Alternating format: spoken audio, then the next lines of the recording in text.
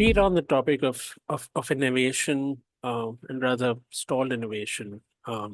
We've seen a number of material science and chemistry breakthroughs that are great, but they just somehow fail to reach commercial scale. And in fact, even Sarah, who leads our practice, has come from a startup where they're great at solvent-based, innovation, but for a number of reasons, it failed to reach, any kind of commercial scale. So how do you think companies should rethink the process of unlocking trapped value, and what can they do to go around it? Yeah, no, that's a great question, Samir. And I've seen this both in the chemical industry and in the CPG industry with innovations, is that, and I've seen many, many innovations that have gone to market, and I've seen many innovations that have stalled. And the ones that stalled is they're missing one of five things. Anytime I've ever seen an innovation fail or stall, it's because it's missing either it doesn't have a compelling value proposition, meaning it doesn't really understand what is the customer's pain point. What's the accepted consumer belief that creates some tension in a consumer or customer's life that if it was solved, it would create a value proposition for them. So one is there's a compelling value proposition that's missing. The second thing I see is the lack of a business model where the company making the innovation and all their partners in that value chain are creating an acceptable return on their investment. So that's the second thing is a business model. The third is what I'll say the lack of a go-to-market strategy through existing channels and the creation of new channels. The fourth is a pipeline of innovation. Many times the reason why things stall is people have a one-trick pony. They get a product out in the market, but they don't create anticipation in the customer's mind for derivatives of that product into the future. Think of the iPhone. People are waiting for the iPhone in September. There's anticipation. And the fifth, and you might think, well, this should come first, but in my mind, it always comes last, is a technology that gives a consumer a reason to believe at a price they can afford. And probably more importantly, if you're trying to sell an innovation internally, is a technology that gives the business a reason to believe at a price they can afford. So if any one of those five are missing, a value proposition the customer understands, a business model where everybody makes money, a go-to-market strategy that you can actually execute in existing and new channels, a pipeline of innovation to create anticipation in the customer's mind, and fifth, a technology that gives the customer and the business a reason to believe at a price they can afford. If any one of those five are missing, the whole thing falls apart. And that's why it's difficult, is you can't just focus on one of those. And many times people are focusing on a technology, but they don't have a compelling value proposition or a business model. Or they have a brand, that they want to, and they have a financial target they want to pursue, but they don't have a go-to-market strategy, or they don't have a pipeline of innovation. And so it's critical that all those things come together. To simplify it, I call it the creative collision of innovation. The creative collision of innovation is what's needed by the customer, what's required by the business, and what's possible through science and technology. And if you get those three coming together, then you have an innovation. But many times things stall because all those components aren't in place, and they're all necessary for innovation. I can fully resonate with that, because I think the technology piece is what people tend to address first, and they kind of get a bit married to and stuck to, and that's what they're most possessive about. But I think there's also the feeling that there's a hope, and not sometimes really enough planning to figure out that the business model will really sort itself out. Like you said, it has to make sense for the company innovating as well as the value chain in which it's going to operate. And I think that's where people either are too optimistic of what might happen and what might change versus what actually happens in reality. And yeah, I think we've seen many great innovations not may see the light of day because they've not scaled, or funding has dried up for a variety of reasons, and you've not been able to break through a certain kind of pricing, or break through one of the aspects that you mentioned. Very, very insightful. Yeah, well, the other thing too is, there's the old saying, culture eats strategy for breakfast. That's true. But structure eats culture for lunch, and structure is important too. And what I've seen too many times is silos, either business silos or functional silos within an organization. So one group is figuring out the value proposition. Another one's trying to figure out the business model. Another one's trying to figure out the technology. Another one's trying to figure out the go-to-market strategy. And sometimes in organizations, businesses and functions operate as if they're in two separate companies with non-compete and with confidentiality agreements in place for as much as they collaborate. And so the other thing I think businesses need to think about is what I call radical collaboration. How do you more effectively collaborate across your structure to really drive innovation? And even more importantly, how do you create radical collaboration to external partners? Because the other thing that stalls innovation many times is companies don't have the core competencies or capabilities to actually pull it off. And they don't go through a build, buy, and ally analysis. Should they build it themselves? Should they buy it externally? Should they ally with somebody through open innovation? So that's the other piece too, is to make sure that you embrace radical collaboration across functions, across businesses, and outside your company through open innovation. And taking what you just mentioned, radical collaboration, was that the method to achieving success even at your last stint at Kimberly-Clark as its chief scientist? Was that what led you to really mitigate risks in developing or investing in lower, technology readiness level technologies that are still not proven at any commercial scale? Was that the method that you've approached? Yeah, no, absolutely. When I was chief scientist at Kimberly-Clark, the philosophy that I always shared within the organization was no matter how much we know about absorbency, the world knows more. No matter how much we spend on nonwovens, the world outspends us. And so the question became always, how do we turn the world into our laboratory? How do we access science and technology better, faster, and cheaper than ever before? And so it was really about figuring out how to partner with the right people externally, whether that's a university, whether that's a startup, whether that's another company, whether that's licensing technology, and being really open to that. And it's difficult, because forming the right partnerships really takes time. And one of the things, Samir, that I saw all the time is a cultural clash between a large corporate and a startup. Because what happens in a large corporation is large corporations tend to say no until they absolutely have to say yes. And a startup tends to say yes until they absolutely have to say no. And it creates this cultural collision. And so one of my jobs as chief scientist was always to try to bridge that gap and try to curate that relationship and to work through that conflict, if you will. Because the other piece is that many times a corporation has a lot of patience. A decision can linger for a long time, but in a startup, they need to make a decision right away, and they need to know whether or not they have a commitment. And so making sure you have people that are dedicated to that effort and dedicated to that relationship to foster that technology that you either then license or buy or JV with is really critical for success. And the same thing was true at Dow Chemical. Dow, of course, does and had tremendous capacity and capability, but obviously still couldn't do everything by themselves. And so it's really important to figure out a licensing strategy as well. And do you believe that this is still what holds back the entire chemicals and materials industry as a whole, and not specifically, let's say, a fairly innovative company like Kimberly-Clark? But when you're looking at the entire industry, we're still seeing transformation measured in decades.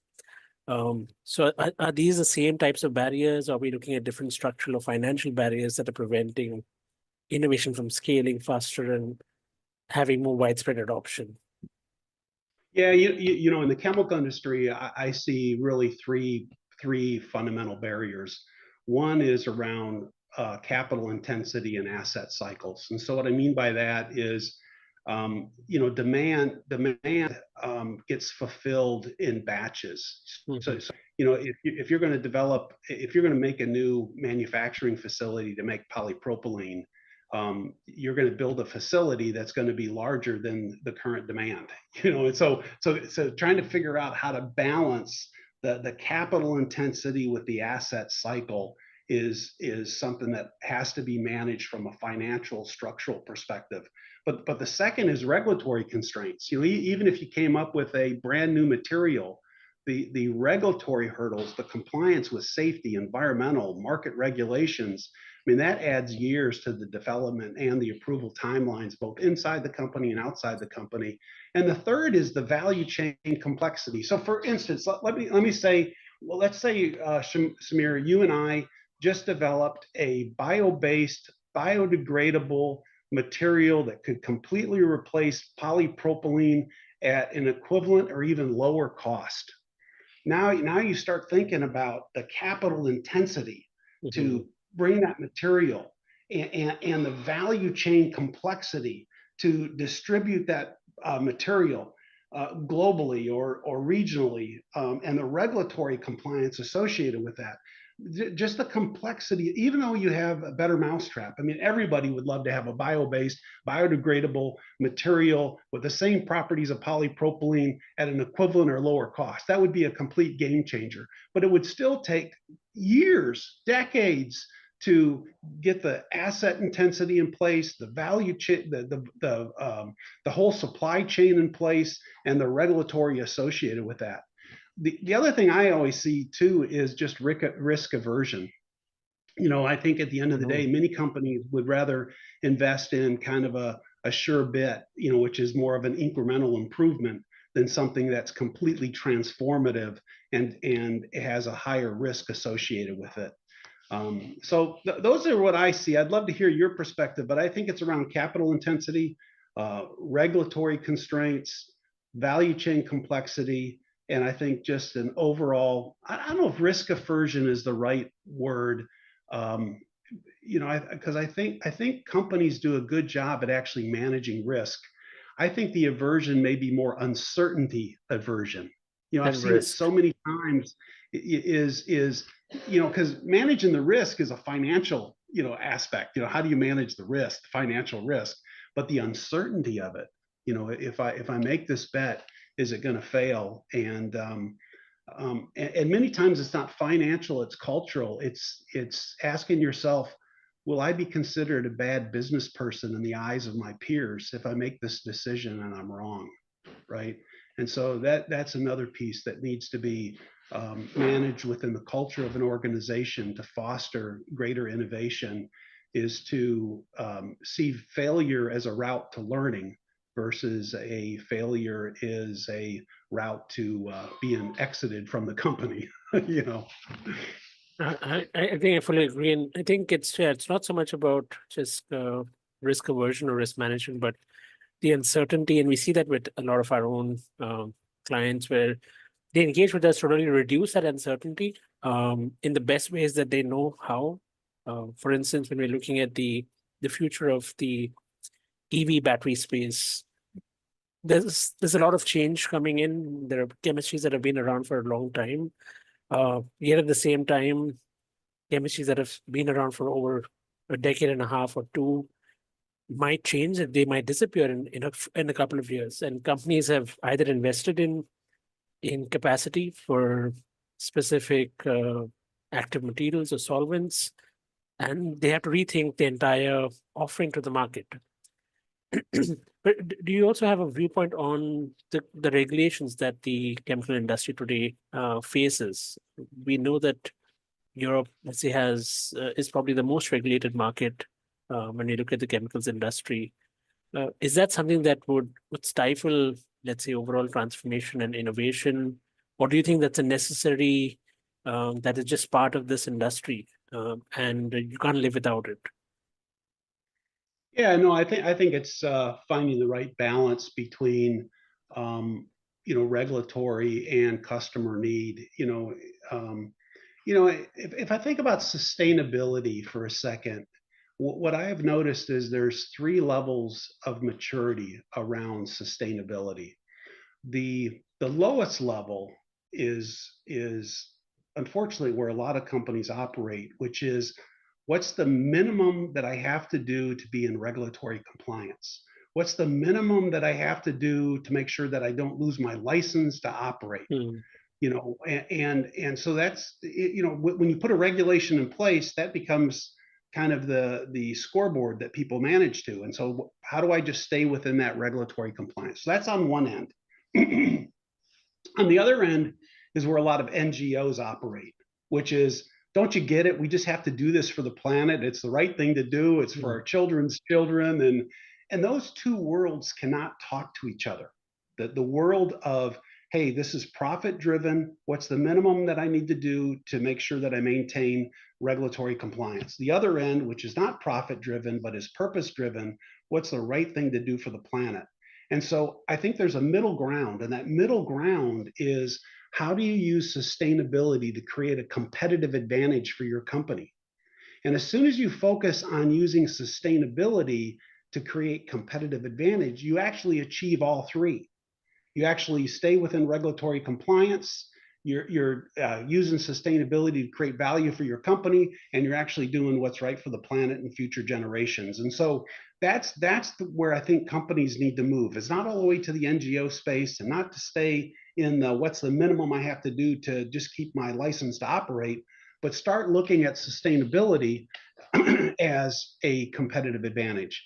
And I think Philip Crosby wrote a book in 1989, which is called Quality is Free. And at the time, Hmm. everybody thought quality was expensive. But what he said was, if you do it right the first time, quality is free. Well, I think sustainability is free. If you can do it with less water, less energy, less materials, less waste, then I think sustainability can be free as well and create competitive advantage.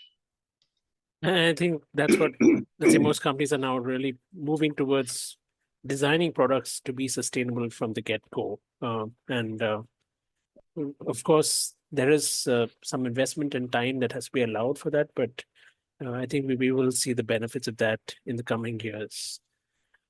Uh, Yeah, going and going. doing the proper life cycle analysis is Mhm. also important. Because sometimes what looks good in the short term is really bad in the long term. It's almost like you hear people saying they want to achieve zero emissions by 2050, and you see people switching from coal to natural gas. Well, natural gas might substantially reduce our carbon emissions today, but it doesn't put us on a road to zero carbon emissions in 2050. And so we have to think about the total life cycle analysis and the long-term scenarios associated with that as well. Based on all your experience, I think over closer to 4 decades of experience that you have, are you aware of any past industry transformations that you've seen in your lives in your lifetime that provide very important lessons for us to build a sustainable future? And are there any missteps that we should avoid repeating going into the next 2.5 decades till we hit 2050? Well, I think many times what happens is companies make what I think is a false choice between, do we just optimize our existing business, or do we create completely new businesses, right? And I I can't remember when this was. Must have been about 10 years ago. I had a meeting at Google. We went there, and we had this discussion with Google. And I remember Google talking about this 70-20-10 model. And I think this model is a good model for everyone to think about. Their model was 70% of all their investments go to supporting their existing business, 20% goes to adjacencies, and 10% goes to moonshots or transformation. So 70% was focused on search, just making search better. 20% was stuff like maps, Google Maps and so forth. And then the 10% was self-driving cars, and so I think each company needs to figure out what is that right model. Is it 60-30-10, or what is the right balance between making sure that you're supporting your existing business, you're optimizing your existing business, what portion needs to be focused on adjacencies, and then 10% or maybe less, 5%, whatever the right number is for your industry, should be focused completely on transformations. So I'll give you one example at Kimberly-Clark. So at Kimberly-Clark, we were pursuing this idea of coming up with a hook and loop replacement. So, think of Velcro as a brand, but just as an example, not actually associated with this project, but just a hook and loop technology for baby diapers. And so as this coming up with new ways to create physical adhesion, the scientist mind went to gecko feet. Gecko can walk on glass and everything. What was it about, the physical phenomena of gecko feet that could be used as a bonding technology for Kimberly-Clark? And so KC started working with UC Berkeley. And what was interesting was the scientist at Berkeley noticed that the micro and nano topography that KC was looking at for this bonding technology mimicked the cellular structure of skin. And from that, KC ended up developing transdermal drug delivery into the lymphatic system of the body. So starting out with, hey, how do we replace hook and loop on diaper, to, hey, let's look at gecko feet, to transdermal drug delivery that, Kimberly-Clark in 2015 spun out to a company called Sorrento. It's a technology called Suffusa. You can go on the internet and look up Suffusa, owned by Sorrento. And that was a technology that was developed at Kimberly-Clark in this 10% world. It actually started out as a 70% project. How do we have better, bonding in our diapers, to transdermal drug delivery? And, that was a process of using 70-20-10, but it was also, an idea of, really trying to understand, going back to, hey, what need are we trying to solve? What could be the value proposition and the business model and go to market? And all that came together in what was eventually sold to Sorrento as a transdermal drug delivery technology. Same. And I also assume that during your time at Dow and KC, when you were, let's say, heading the R&D itself and allocating R&D budgets, were you following the same 70-20-10 rule for balancing incremental improvements versus moonshot projects, and was that constant, or did it change based on the financial and performance environment? How would you advise companies to actually think about doing this? Yeah, when I was leading corporate research at Kimberly-Clark, my motto was, we are the 10%. 100% of what we should be doing is the 10%. But so it's going to be different for every company based on where they are in their particular life cycle and what the strategic objectives of the company is. But I think in any company, there needs to be some type of balance between optimizing the present business, finding adjacencies that could enhance that business or provide new solutions to customers, and then some percentage needs to be focused on some type of transformation for the business. And that may be done with external partners or the creation of a corporate venture capital arm within your corporation to make some strategic bets on technologies or startups or companies, or building the right university partnerships as well to understand what changes may be taking place from a science and technology perspective that you want to tap into. So I don't think it's a static thing. I think that it needs to be a dynamic thing based on business strategy. And I think ultimately that partnership between the P&L owner, the marketing leader, the technology leader, and the manufacturing leader or the operations leader, they all need to come together in a business team. And that's how it was formed at Dow. When I was at Dow Chemical, I was the global R&D director for superabsorbents. And that business was formed into a business management team that had marketing people, manufacturing people, business, finance, all together to figure out ways to optimize the existing business, determine adjacencies, and even look at transformative ways to, in that case, absorb and transport fluids. Very interesting. Thank you for sharing that, Pete. And then moving to another, let's say, topic area of, again, focus on, let's say, net zero. Every company in the world has a 2030 and a 2050 net zero target. Nothing new in that. And those timelines are pretty important for all of us. But what we see in the market today is that a lot of companies upstream in the chemicals and materials value chains seem to be ready with greener or lower carbon alternatives for the product from a technical standpoint. They seem to be technically ready to be able to make it or manufacture it. But I think all, if not almost all, they struggle to get their direct customers or their customers' customers to really pay the associated, premium, the green premium that goes with it, because you have about quite a bit of capex that you're adding on. You have a lot of R&D and innovation costs that you're adding on. But that's where we're seeing a lot of the market get stuck at. Based on everything that you've seen and your experiences during your time at both Dow and KC, how do you think companies can tackle this conundrum? It seems to be, it's been around now for quite some time. Do you have any recommendations or approaches?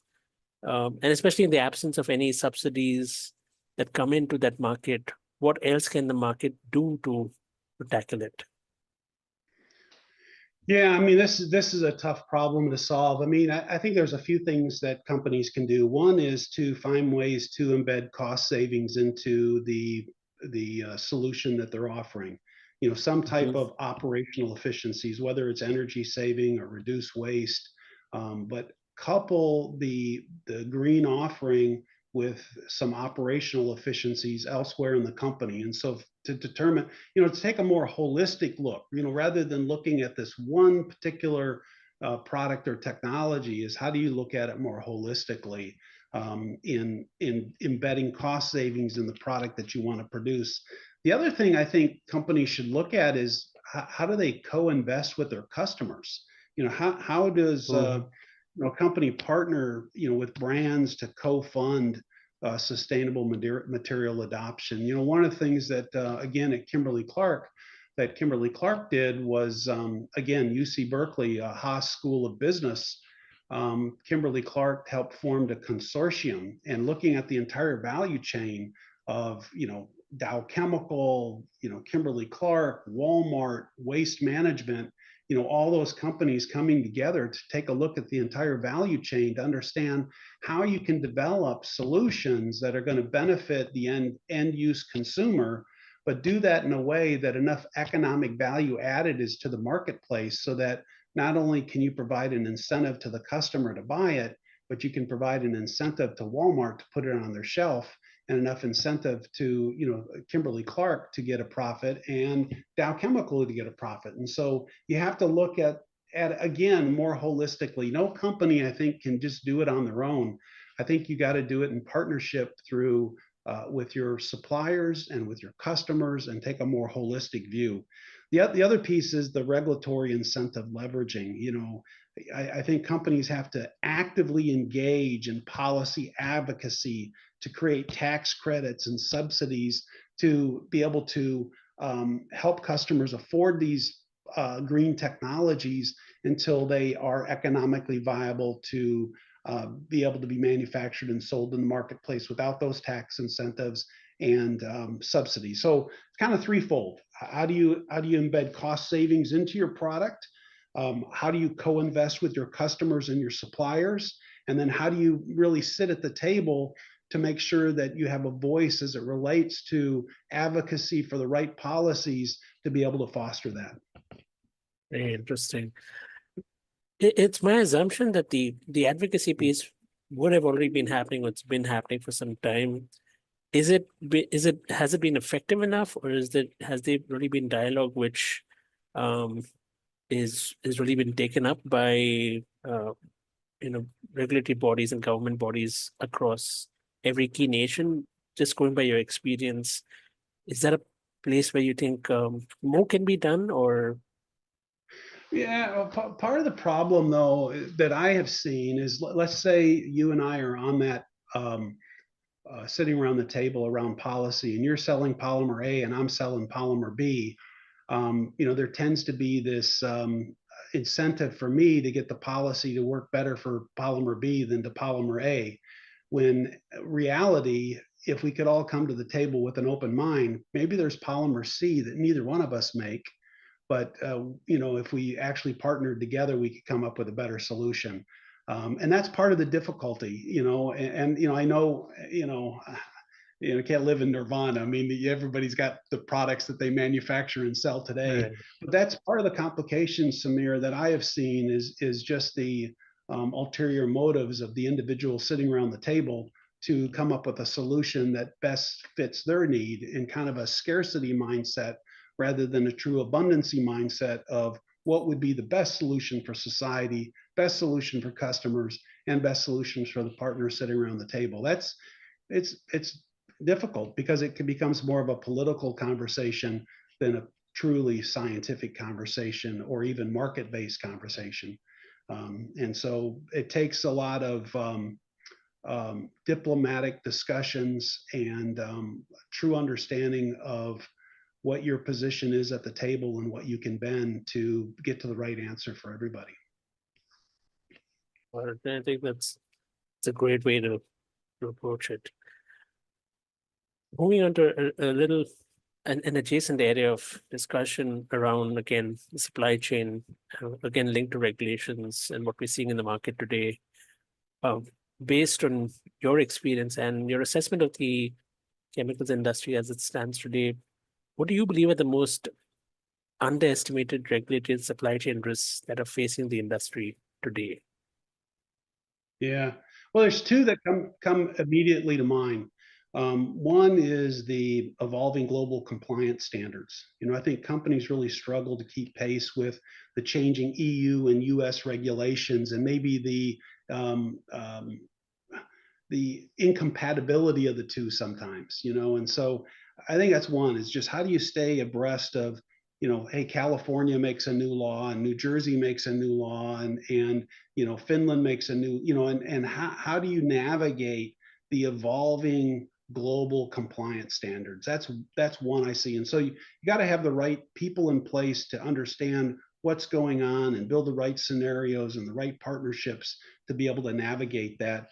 The second, I think, is the Scope 3 emissions accounting. As many firms, I think, really underestimate the complexity of tracking their supply chain's full carbon footprint. You start thinking about not only the carbon footprint of your suppliers and the carbon footprint of your manufacturing process, but the carbon footprint of your customers and the fate of materials. And so I think those are two things that I see underestimated. Is the relative complexity of global compliance standards, and two is the accounting around global Scope 3 emissions. So that's how I would answer that question, Samir. Those are the two that come immediately to mind. I think we're seeing that at least in Europe with CBAM now live and reporting's already begun, but it really gets more stringent next year. There's a lot of criticism for and against it about how it's going to really add on to a lot of work and what's going to be the net benefit for the industry. But I fully agree, it is getting a lot more complex. And of course, so along those lines, Samir, I think something that companies can do to try to address that is more regionalized production. How do we, and we're already starting to see this, a shift from global to multi-regional supply chains, and to reduce not only the geopolitical risk, but also the regulatory risk associated with that, to make sure that your facilities are operating within the regulatory and geopolitical area as well. The other one I see is investing in digital twins, using AI to simulate and optimize supply chain disruptions before they occur. I think those are, two things that companies can be doing today, is regionalizing their production and investing in digital twins. Interesting. On the topic of, tariffs that we're seeing across the globe today, and an overall increase in rise of protectionism for a lot of key economies across the world, how do companies really adapt their supply chain strategies uh, to balance both, cost efficiencies along with resilience of their supply chains? Because that's Yeah. probably what's going to hit a lot of companies fairly quickly this year and the coming year. Any thoughts for around these Yeah. topics? Yeah, first thing I think they need to do is get a neck brace for all the whiplash they're getting from it's on, it's off. It's I think that's probably number one. But seriously, I think that companies need to do a better job at engaging early government and trade partnerships to secure exemptions. And it's getting actively involved in some of these trade discussions that are going on. The other thing I think companies can do is focus more on you know, I'll call it. So you bear with me. I had an engineering professor one time who said that the ultimate product is one that doesn't exist, but its function does. So you think Mhm. about that, your phone, the maps don't exist anymore. Your flashlight doesn't exist anymore. I mean, and so how does the chemical industry start to think about, more of a product as a service, rather than selling a product, you know, Mhm. renting a product and picking that product back up and really participating in the circular economy, as maybe a way to address a number of these issues, the environmental issues, the regulatory issues, and I think even some of the supply constraints. It's hard to, I mean, how do you pay a tariff on a service? I mean, you can pay a tariff on a product, but and maybe tariffs are on services as well. But that may be another aspect, is how do you change the business model? How do you change your offering to be more resilient? Yes, probably never thought of it that way, but makes sense. I'll definitely try and look up anyone who's trying to do that currently. It's definitely interesting to dive into. Yeah. Uh, be during your time at Port Down, Casey, I'm sure you would have worked with a number of consulting firms. Could you share with all of us the type of work that you were engaged with such a firm, and what's the kind of value that was delivered to you and your teams, and for what topic areas or purposes you reached out and worked with consulting firms? Yeah. Yeah. Primarily, think about that 70-20-10 model again, for all three, for different reasons. The 70%, working with consultants to understand operational efficiency and supply chain resilience, really helping to optimize the cost structure and risk mitigation associated with that. In the 20%, it's probably around market intelligence and competitive benchmarking, landscaping, understanding, if you're going to move into adjacencies, it's going to be important to understand what regulations are there, what competitors are there, what products are there. And I always think any type of business strategy should really answer three questions: where are you going to play, how are you going to win, and who's going to do what by when. And consultants can be really important in understanding, moving from where are you going to play to how you're going to win. The how you're going to win is really understanding that landscape. And then the 10% and probably even the 20% is technology scouting and R&D acceleration. Really partnering with consulting firms to assess emerging technologies for investment. And the beauty of working with a consulting company is you can engage with some of these partners without ever disclosing who you are or what you're really interested in. And so there's a little bit of veil of secrecy until you really understand what the partner has, and then you can come in and say, hey, I'm company X and this is what I'm trying to do. So those are kind of the big ones that I've seen is, market intelligence, competitive benchmarking, technology scouting, I'll call it R&D acceleration, and then really understanding value chain, supply chain, partners to select. That's largely how I've used consultants in the past. And what I see that we do is Future Bridge. I mean, I was a client of Future Bridge for 6 years, and now I'm a partner at Future Bridge. And part of that was seeing the value that Future Bridge brought to me as a chief scientist and a vice president of research and development, and now using that experience to help others other clients create the most value they can from the services that a company like FutureBridge can provide. Yeah, thanks for your take on that, Pete. It was very insightful. I think we've been chatting for quite some time, and if I had to probably close with one question, if you had to prioritize an action or a couple of actions for a chemicals and materials CEO that would allow them to future-proof their business, what would that be? Yeah, if I think about the 20th century, every single business, every single industry was built on oil, electricity, and steel. In the 21st century, data is the new oil. Artificial intelligence is the new electricity, and robotics is the new steel. And I really believe by 2035, there's only going to be two kinds of companies that exist: those built on data, AI, and robotics, and those companies that don't exist any longer. And so, one of my advice would be, to work with a consulting company, consulting company like FutureBridge, to really understand how do you utilize the data in your company, how do you use AI to optimize what you have, to enable your business model, to create new business models, and understand robotics. I think robotics is where AI was about 5 years ago. And so, again, I think it's about getting in front of this digital tsunami. This digital tsunami is headed our way, and we can either ride the wave or we're going to be crushed by the wave. And so I think, again, getting with the right external partners to help you understand what are the biggest business problems you need to solve. Do you have the data to solve those problems? And then what AI and other smart tools can you use to utilize that data to solve the problem to create the most value for your business? And, again, I think, partners like FutureBridge can help you navigate that path. Very interesting. Probably not the answer I was expecting, but it's an interesting take, especially for chemical and material companies. I think that's going to be a hard pill to swallow, but definitely something that everyone needs to hear.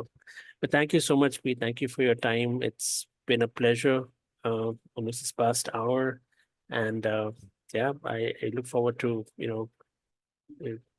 taking you up again on some of these topics and having another chat around it. Thank you so much. Thank you, Samir. I really appreciate it. Great conversation.